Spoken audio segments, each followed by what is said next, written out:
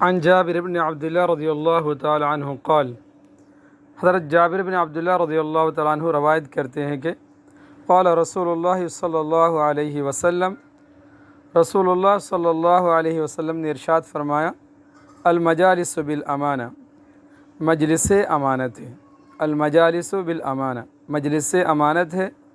ان میں کی گئی راز کی باتیں کسی کو بتانا جائز نہیں،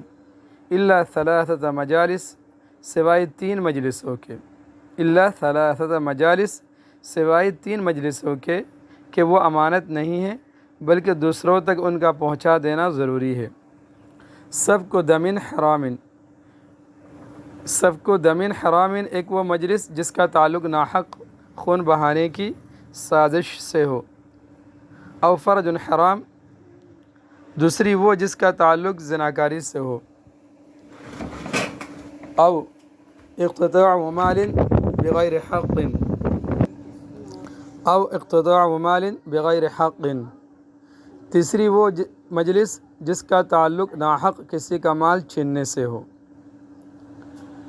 عن جابر بن عبداللہ رضی اللہ تعالیٰ عنہ قال، قال رسول اللہ صلی اللہ علیہ وسلم، المجالس بالامانہ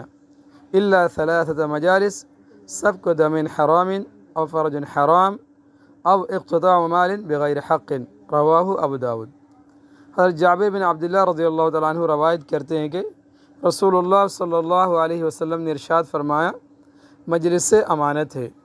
ان میں کی گئی راز کی باتیں کسی کو بتانا جائز نہیں، سوائے تین مجلسوں کے کہ وہ امانت نہیں ہے بلکہ دوسروں تک ان کا پہنچا دینا ضروری ہے۔ ایک وہ مجلس جس کا تعلق ناحق خون بہانے کی سازش سے ہو،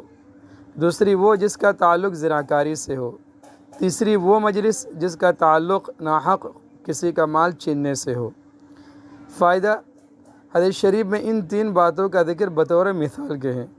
مقصد یہ ہے کہ اگر کسی مجلس میں کسی معصیت اور ظلم کے لیے کوئی مشورہ کیا جائے اور تم کو بھی اس میں شریک کیا جائے تو پھر ہرگز اس کو راز میں نہ رکھو۔ معارف الحدیث۔